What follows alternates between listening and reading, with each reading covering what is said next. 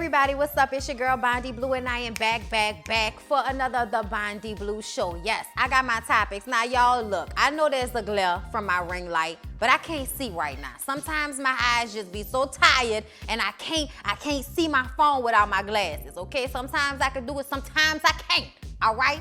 So today, we just gonna have to deal with this glare until I can see well enough to take it off, okay? Y'all gonna fuck with me anyway, I appreciate ya. Okay, so let's go ahead and get into this shit. Let's start off with Dwight Howard, because Dwight Howard was basically outed by his so-called alleged ex-boyfriend, Massine Elijah, or Elijah, however you wanna pronounce the shit.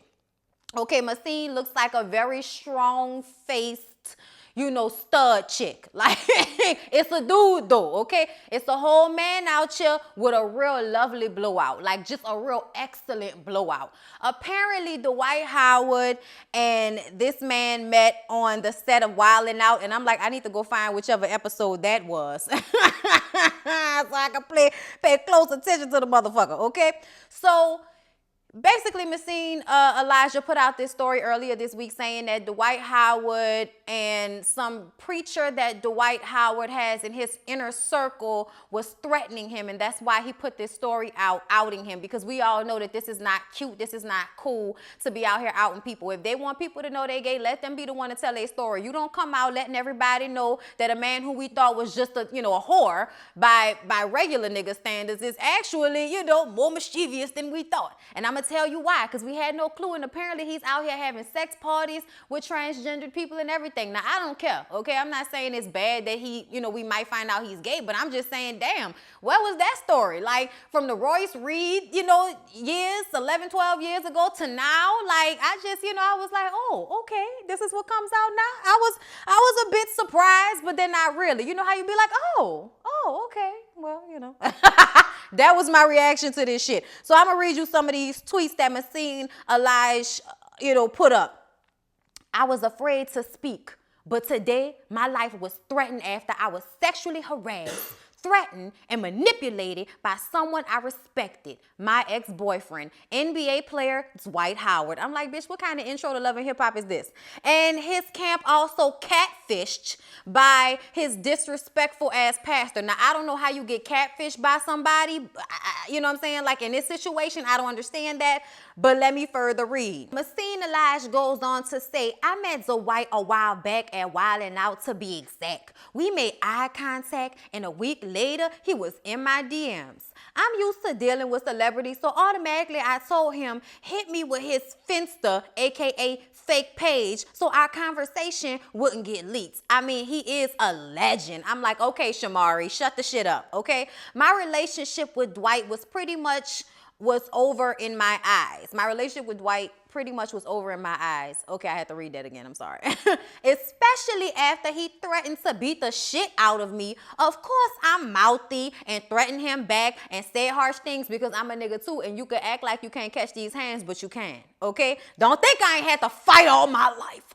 All my life I had to fight. Okay, with that type of hair, okay, and that bone structure, and you know, being gay, I'm sure he had to fight. Okay, so I understand. All right, so this is where the story begins. Bitch, you didn't post it about 2 or 3 tweets at this point, and now this is where the story begins? Okay. So one day I started getting private calls. I was told that it was Dwight. I entertained a couple of conversations, but turns out it was not Dwight. Now, how the fuck you having phone conversations and you can't recognize if this is the man's voice that you've been sleeping with for a while now? That makes no sense to me. Conversations started escalating to nudes being sent, escalating to me blowing his mind and him calling me every night on Instagram video chat. Like, you mean to tell me you was video chatting and you didn't know who the fuck you was talking to? I'm so confused by that. Time went by and shit started getting serious. He was fine. 6'11", goofy, very charming, no wife, and never been married. So of course I was interested. I kept it real with him and he kept it real with me about everything except one thing in capital letters. Massine then provided a screen grab of DM conversations he had with Dwight. Then Massine also provided audio from recorded phone calls, which he says were with Dwight. Okay, things were okay until Massine says that he found out Dwight was sleeping with someone else, a trans woman who allegedly hosted transgender sex parties. I thought my good sis was a prostitute, but as my friend took a deeper look into her page, she actually hosts transgender sex parties that Dwight Howard allegedly often attends. So yes, I lost every bit of my mind. So this is how that damn conversation went. Typical guy, lying, I didn't mind cheating, but you're allegedly at transgender sex parties sticking your penis in everyone raw. Issue, okay? Okay, Magic Johnson 2.0 with amnesia. My relationship with Dwight was pretty much over in my eyes, especially after he threatened to beat the shit out of me. Of course, I'm mouthy and threatened him back and said harsh things, okay? Allegedly, Calvin and Dwight's camp begun to tell me things like, we know where you're at, we are watching you, we saw what building you came out of, and even went as deep to telling me you gonna find a new residence. Calvin works for Dwight, and Calvin begun to get irate, disrespectful, and homophobic as I continued to deny his hush money and said I wasn't signing the NDA. He tried to insult my intelligence, telling me Dwight doesn't know me and I never spoke to Dwight despite me meeting him. So at this point, I am afraid for my life. I'm panicking. I'm having anxiety attacks. And for a whole week, I was bullied by Dwight's team, and Dwight Howard stood there and allowed this team to harass me, and I became a faggot in a wig when Dwight is a 6'11" bottom. Oh, bitch, a 6'11" bottom. Oh, oh, well then. This morning, I woke up to a text stating you're a dead man walking and you're playing with fire. I have no idea who sent it, but I found out from a reliable source Calvin is allegedly a dangerous person and a hypocrite. However, the story takes a strange turn. Not long after Maxine exposed Dwight Howard, he was called out by trying to do the same thing to Playboy Cardi not long ago, yet when the tweets didn't go anywhere, he deleted them. So I don't know, y'all. And he's, he allegedly he's a scammer and all of this shit. So I don't know how I feel about the story. I'm not sure if I believe it or anything like that. But the fact that he had all of that evidence and everything kind of made me look towards Dwight like, But Dwight hasn't come out and admitted anything. So I don't know. All I know is this is a whole bunch of fucking mess. And if you felt in danger for your life, why not call the police? Why not show all this evidence to the police instead of putting it on social media? So I think it's kind of full of shit. I think it's kind of full of shit. Now, if the story changes and we find some real evidence, then okay, I'll come back and retract. But from where we at right now, I don't believe this story. Not that I don't believe that Dwight Howard will be out here fucking dudes raw and being a whole ass bottom. Like, I can believe that. But I don't know if I believe that, he was threatening you and putting his own business in danger for somebody who people probably wouldn't listen to anyway. You know what I'm saying? Like, especially after we find out that you already tried this shit with Playboy Cardi. Okay, now let's move along, y'all. I wasn't even going to talk about this because I didn't know about it, but then I pulled it up and I was like, oh, Lord. You know what I'm saying? So let me read it to you. Myra Brock Akil's husband, producer Salim Akil, sued for domestic and physical violence. Woman claims he strangled her and urinated in her mouth. What in the absolute dog shit is going on here? Okay, let me go ahead and read it to y'all. It's from the Jasmine brand.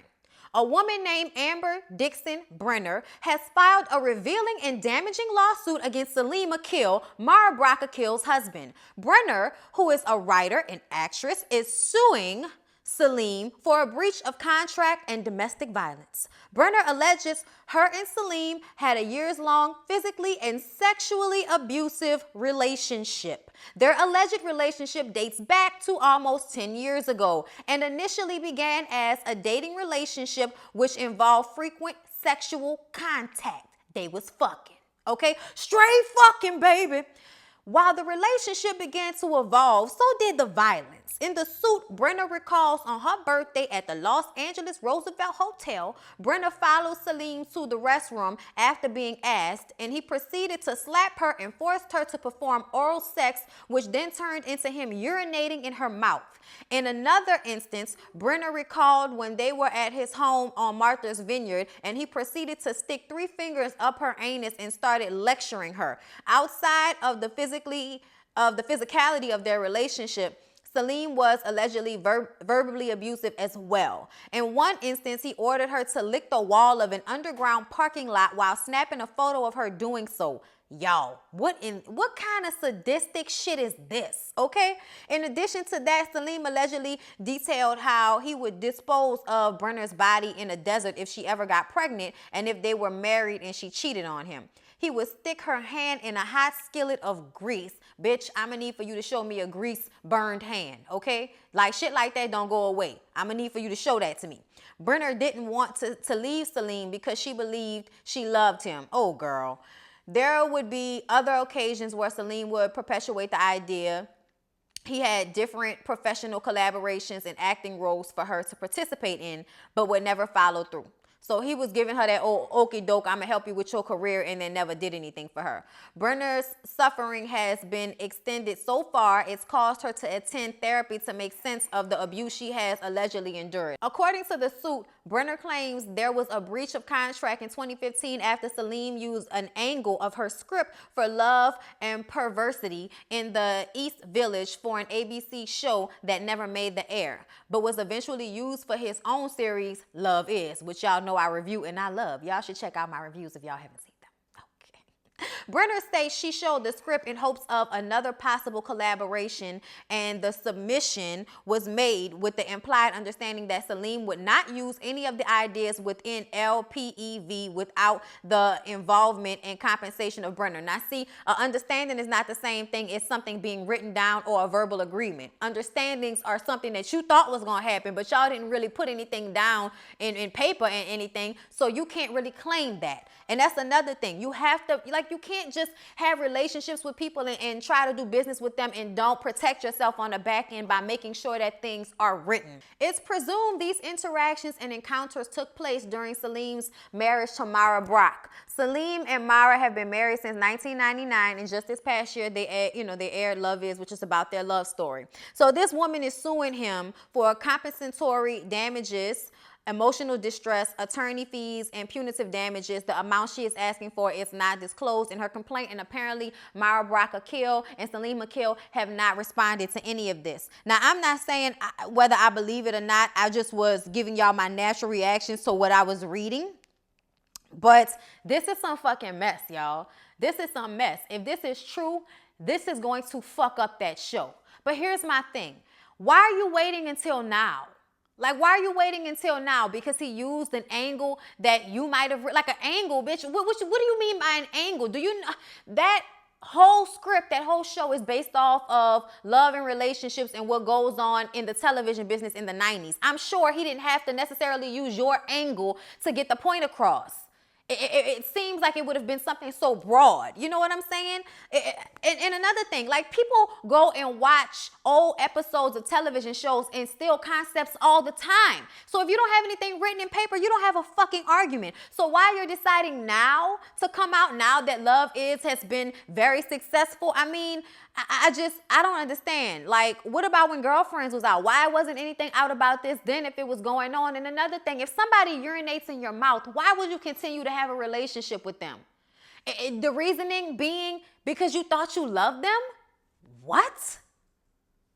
Like, those are the things that just struck me as strange and made the story, somewhat unbelievable to me. But I don't ever want to put out the message that, oh, I don't believe this woman. I don't believe this woman. I don't want to be like that. So if it happened, then we'll come back and talk about it when there's some, evidence, or if they reply or something like that. But for right now, I'm reserving the opinion that the shit sound fishy. Fishy, fishy, fishy. Okay, you guys, and in other sad news, Ready to Love cast member Alex Banks, y'all know I review Ready to Love. It's a really good show on OWN, and it's a dating show, and he's one of the 3 men who have been left dating various women, kind of 2 or 3 each at this point. Really good show. Alex is one of the nicer guys on the show. Very cool guy. And the woman who was his first major love interest on the show actually put out the photo of him in the hospital, and then all the other cast members proceeded to do the same with asking people to help with the GoFundMe. He works for himself, therefore does not have adequate health insurance, and all of these bills are racking up as he lies in bed in the hospital with influenza B, I believe, which is some type of brain flu. And I am so taken aback by it. I'm so taken aback because you just don't hear about people getting brain flu and just, like that. He's not gone yet, but it just looks very dim. But I am praying very hard that he pulls out of this and that, he gets whatever it is he needs, because this is just terrible. Terrible, terrible, terrible. And you don't even know what type of damage after the fact can be left in place. This is somebody who works for themselves. And if he hasn't saved enough money and all of this type of shit, you just never know how difficult life can be after the fact. So I'm so saddened by that story. But I wanted to share that with y'all because, we watch Ready to Love on my channel. So I wanted to talk to y'all about that. And I didn't want it to be, in the review because I just didn't want it to be sad like that, you guys. All right, so moving along to other things. Future's impregnating bitches all over the continent, okay? All over the world, all right? We have just found out about an alleged 6th baby mother, okay? So let me go ahead and read y'all what the Jasmine brand got to say about this, because she had all the stories I wanted to talk about. So I was like, why go around back and forth to different blogs? Why do that? Shout out to Jasmine brand, okay? So Eliza Reign spilled her story on social media about allegedly being pregnant by rapper Future.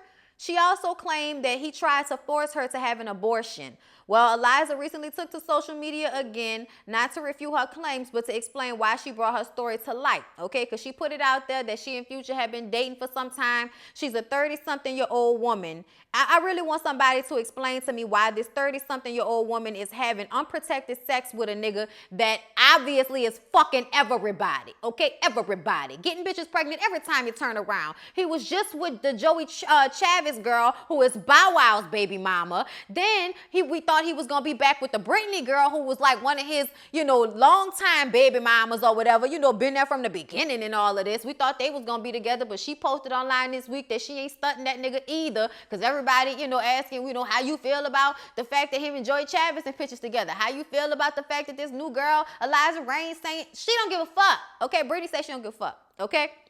Now, I don't understand why any of these women continue to have relationships and have unprotected sex with Future. Future comes off like, for one, a deadbeat dad, a dickhead, an asshole, a narcissist, an egomaniac, and somebody that just better be glad they have some form of talent, okay? Because otherwise, nigga, you cute and all of that, but it ain't that hot. It ain't that hot, it ain't that deep, it ain't that motherfucking serious. And if anything, Sierra made you more attractive than you ever were before you were with her, to be honest with you, okay? It wasn't until you was in her video that I was like, oh, well, okay. Like that happened. Okay, that was I was like, oh, all right then. Okay, teeth and everything. I was here for it. But now, seeing how petty you are, I see how you get online and make these petty replies to people, how you always got something to say about Wendy Williams as if she's not sitting up there doing her fucking job. You over there impregnating all of the bitches of the world, doing your job. Why she can't do her job and talk about the shit without you clapping back, calling her Bigfoot? Now, we know the bitch got big feet, but so the fuck what? You still out here sticking your dick in any and everybody, and I'm surprised these bitches ain't got no STDs or some shit that they can't get rid of the way you get down, okay? Now, I'm gonna read y'all some of what this girl said, but she wrote way too fucking much, okay? She said, I'm going to say this once. Do not wait on receipts. Of course, I have a few, but as I said, this is not about that. I will not post them or give them to the blog to post. I understand how serious my claims are. Her claiming that Future threatened her after she would not get an abortion. Like, she said he physically threatened her and they were sending messages and all of that, and somebody had a hit out on her head because she wouldn't get the abortion. She decided not to get the abortion because the doctor told her that if she did, it might mess up her chances of getting pregnant in the future, so she might as well just have this baby. So when she decided not to do it, he got upset and, wanted to put hands on her or whatever like that. So that's the story. She says, don't ask for receipts like I said. She said, as far as I said earlier, I am far from an angel. I understand exactly why he's upset. I've only spoke on the danger I feel I'm in. That's all this is about. So if something happens to me, people would know that I've been going through. That's it.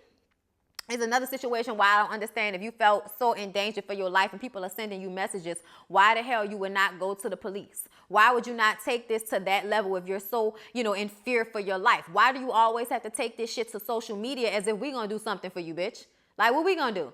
Like, all we gonna do is know that, if something happens to you, da-da-da-da-da. But in all honesty, like, I just kind of feel like why would Future actually try to kill you? You're baby mama number 6. Like, you should have tried to kill the bitch on number 3. Like, that's when this shit started to go downhill fast. Like, after bitch number 2, okay? But now at bitch number 6, I don't know how I feel about that. I feel like he's getting everything he deserves. If you don't stop having unprotected sex with bitches, then you're gonna keep getting them pregnant. You can't just make, all these females have abortions and shit and put them through that traumatic shit. They physically, that's traumatic. Emotionally, that's traumatic. And you trying to put them through that all because you don't like the feeling of motherfucking condoms, my nigga? Are you serious? Are you serious right now? The fact that any woman would find you attractive after finding that out about you, sometimes personality matters more than money. Like, I'm sorry, I don't give a fuck what y'all talking about. There's no way I'm laying down, exposing my body to that negative ass black hole that is Future, as far as emotions and his dick. You have no idea what he's skeeting off inside of you besides children. And you just out here 30-something years old having unprotected sex with this nigga like a fucking fool. And then gonna get up here and tell us how, you so in fit for your life. Bitch, you should have been in fit for your life considering the fact that you ain't having no condoms on when you fucking this nigga. Like, you should have been in fit for your life. He been putting your pussy in danger, bitch. Your pussy been in danger. Like, I don't understand these women. I don't understand the women that keep fucking with Fetty Wap. Like, y'all know these niggas is fertile. Y'all know they deadbeat dads. Y'all know they don't do nothing for these babies once they come out, but throw their little money every now and again, come say, hey, take pictures, put it on Instagram, try to act like they not a fuck boy, but they really are. So I just don't understand why women continue to fall under the trap. Like, bitches ain't had daddies and shit and got low self-esteem and think that just because a nigga got a couple of #1 hits, that mean that you should be, so happy to have him in your presence. Let's not forget, like, niggas who y'all don't care about, who y'all don't even know about, had #1 hits and more hits than Future. Okay, El DeBarge had more hits than Future. Would you just bend over and bust it open for him just because he El DeBarge? Maybe if you like 60. I hope the fuck not at this point, though. I don't understand it, y'all. I don't understand it. But that's what's going on with Future. Let's go ahead and move on to the next subject. Kevin Hart, y'all. Kevin Hart had a Cowboys and Indians birthday party for his 1-year-old son, and the internet flipped the fuck out. And I understood what everybody was saying, like dressing like Indians is like appropriating their culture. Dressing like them is the same thing as if somebody would, do blackface and all of this type of shit. But I kind of feel like yes and no. Yes and no. Like, at the end of the day, what happened to the Native Americans is what makes it fucked up. That people did kill them and wipe them the fuck out.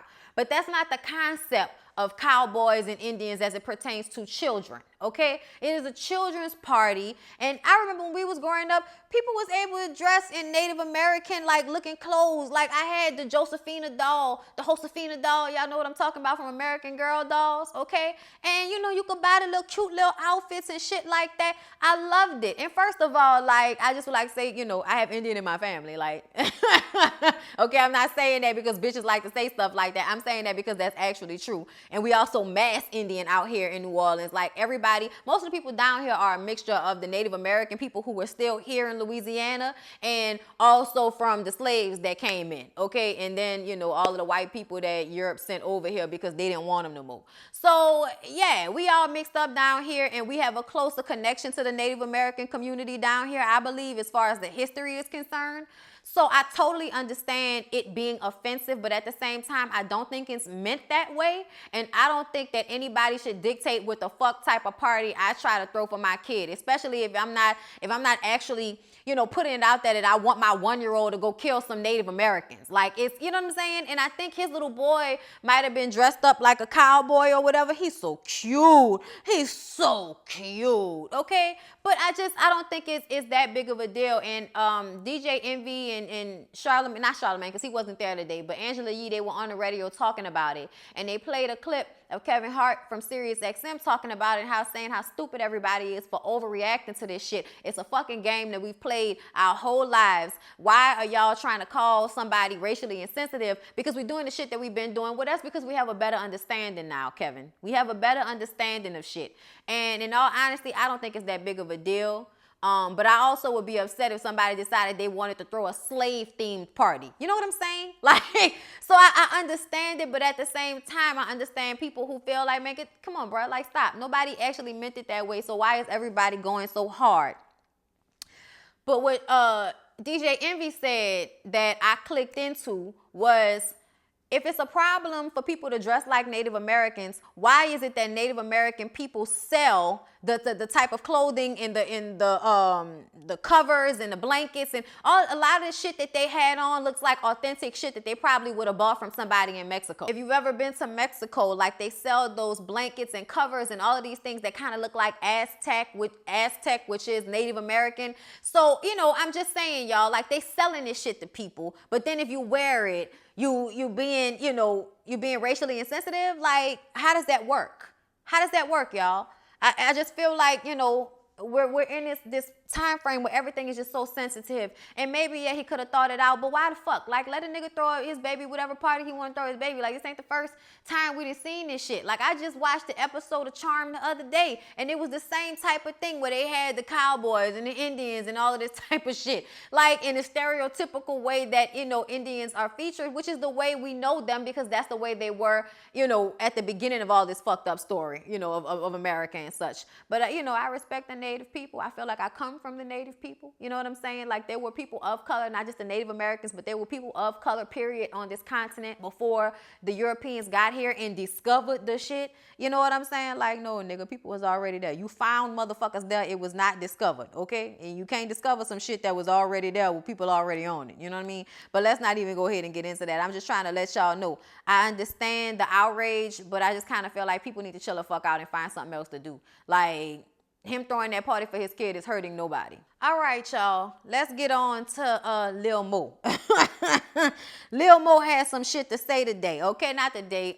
It was what, Sunday or Monday after the Soul Train Music Awards. I reviewed that. If you ain't see my review, y'all can go ahead and check out, you know, my review of Soul Train Music Awards 2018. So Lil Mo decided she wanted to get online and write a whole fucking 3-page letter about how she didn't appreciate Queen Naija's performance. Okay, here we go. Where shall I begin?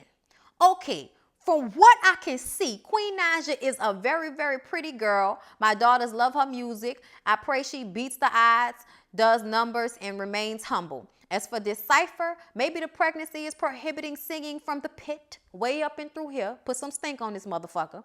Maybe she should have war cried or just sat this one out until her seasoning is to its fullest savor. I really didn't know much about her besides with the blog's posts, but I believe she can reach her fullest vocal potential outside of its mediocrity if she stays around vocal Bibles. The look and voice is there. Just needs someone on her team to tell her to tap in. To be honest, too many sound alike, look alike, and have the same story. YouTube or social media. Well, bitch, what you want them to find us? You want them to find us at the Apollo? They don't do that no more.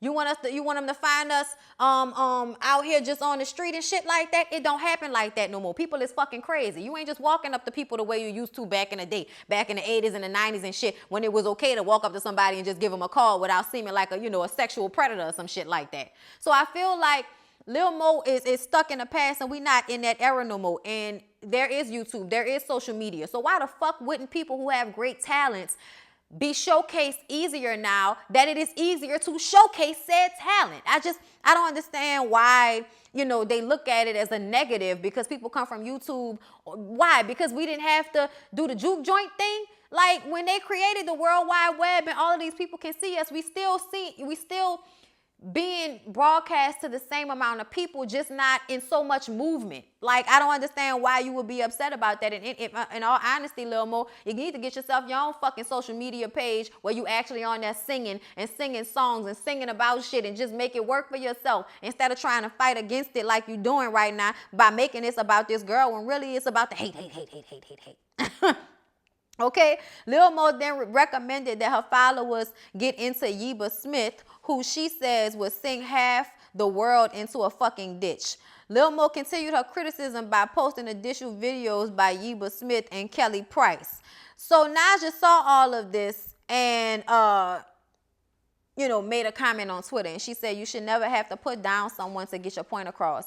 I'm just doing what God called me to do, and that's to use my gift of singing to reach others. I just started out in this game, and I'm open to anything that could improve me as a singer and as a person, etc. Word of advice from a younger singer just now entering into the music industry to vets who've been in this game: encouragement goes a long way. Someone could look up to you and adore you, and you can completely ruin their view of you by speaking down on them. Child, they all do it. All these old hoes do it. And I don't know why. Because I feel like like Patti LaBelle and them wasn't stunting you new hoes.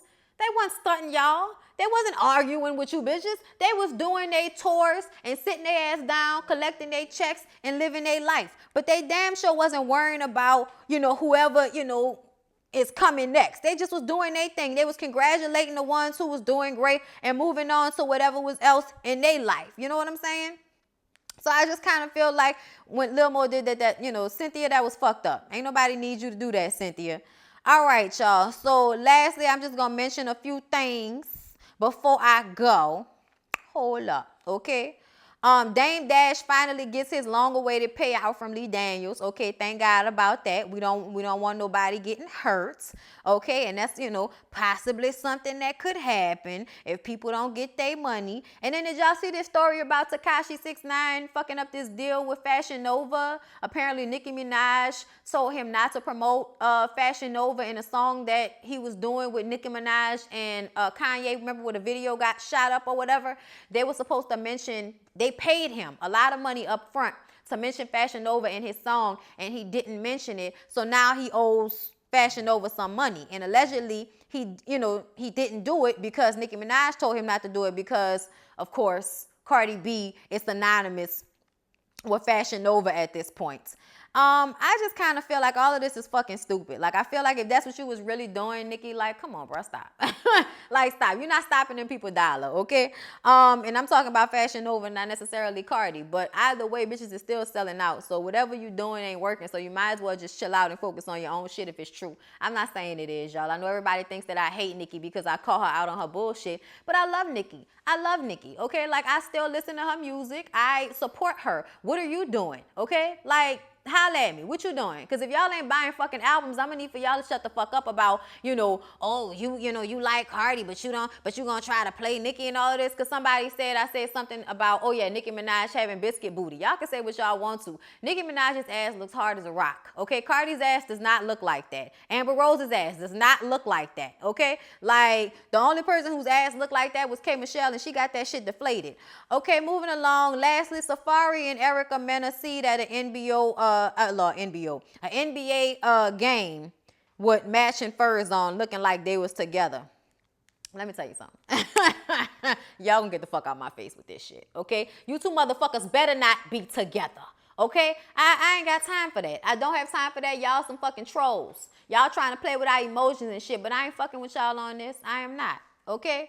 And lastly, before I forgot, y'all, I'm so glad I just remembered. I wanted to talk about Marcus Black and his comment about how he don't want no independent woman like that. Tired of women feeling like, oh, I don't need no man for this and I don't need no man for that. And I agree with him to an extent. And I just wanted to speak on it right quick before I end this video. As a woman, you are supposed to be able to take care of yourself. You are supposed to be able to fend for yourself and not need anybody for a fucking thing. And when you get a man, your man should be a compliment to your life, not a necessity or something that you can't live without. That's unrealistic. That's not real, okay? Now, eventually, as time goes on and your bond is made deeper and stronger over the years of being together, that could be true. But ultimately, we need to be able to be self-sufficient because these niggas out here ain't loyal. You know what I'm saying? So I understand that standpoint, but I also feel like Marcus is right that when you do have a man, men still have to live in a society where they're told that they have to be the provider. They have to be the one that does everything. They have to be the one that protects. And sometimes they may not always live up to those standards that people put on them, but as a woman, you're still supposed to make them feel good about themselves as a man in this world. And a part of that is letting them do shit for you so that they can feel needed. There is nothing wrong with letting your man feel needed. And if you bitches are out there letting these niggas do absolutely nothing while you do everything, you are stupid. Let this nigga feel needed. Take the trash out. I can't reach this. This shit broke. It's a bug. Like, let me tell you something. I can't read shit on a high level. I need my husband. I can't read shit, okay? I can't pick up half this big ass shit we got in this house. Ain't got, you know, big ass TVs and furniture and wood shit and all that. I can't do all this alone, okay? I need my husband, okay? So I don't know what the fuck, you know, these women are telling Marcus, and I don't know what Marcus is telling these women, but Marcus, you tend to act like a fuck boy. So if you want a woman to treat you like a king and make you feel needed, then don't be a fuckboy and make her feel like that when she does, you know, need your ass, you leave her out here destitute. Okay? Now, you see he ain't mentioned nothing about Brooke being pregnant for him, huh? That's what I want here. Motherfucker won't make an Instagram video. Is that your baby? Is your bitch pregnant? Is your relationship real? Talk to us. Okay? Talk to us about that. Not about, you know, whatever your wayward ideals on relationships might be. Okay, not necessarily saying he's wrong or nothing like that, but I just kind of wanted to give my 2 cents about that. So I hope y'all enjoyed the video. Please don't forget to like, comment, and subscribe to my channel if you have not already. I love y'all, and I'll see y'all in the next one.